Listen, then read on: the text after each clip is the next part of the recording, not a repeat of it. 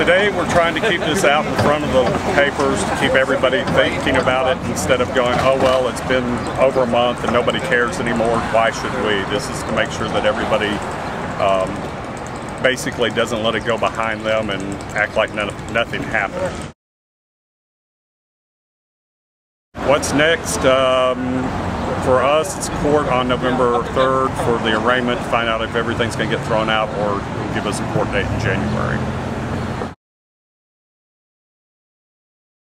Get out and help, and if they know anybody that was in the raid at the Atlanta Eagle that has not gotten in touch with Dan Grossman, the attorney that's handling all this for the Atlanta Eagle, he's working for civil rights cases.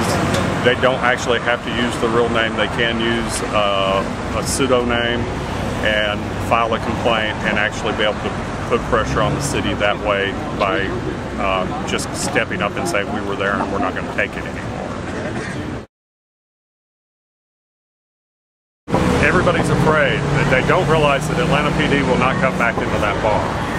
But everybody's afraid because it happened once that it'll happen again, so they're not coming back. It would be great if my regular customers, we're getting a lot of support, don't get me wrong, but the support needs to also be come in and buy a drink.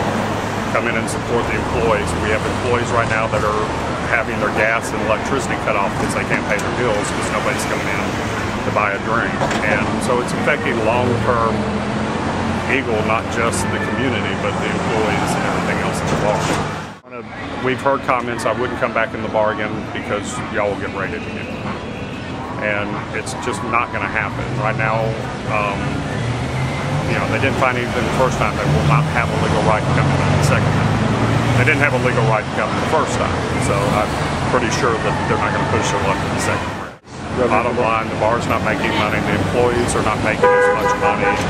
The bar will be crowded one night and then absolutely dead the next night. It just kind of varies. We're doing karaoke now on Thursday nights. Got Ray, who's Ruby Red, coming in, that's emceeing it.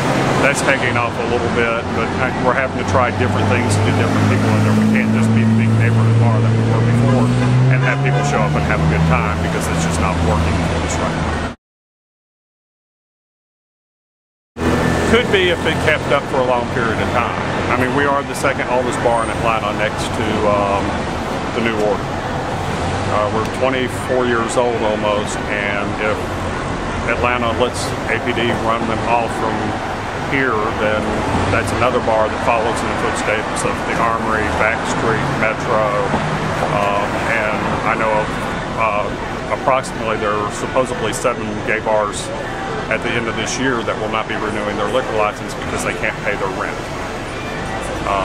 So it's just, people are going to look up one day and everything that they thought was here is going to be gone because they're not actually going. They're supporting in this fashion, but not financially.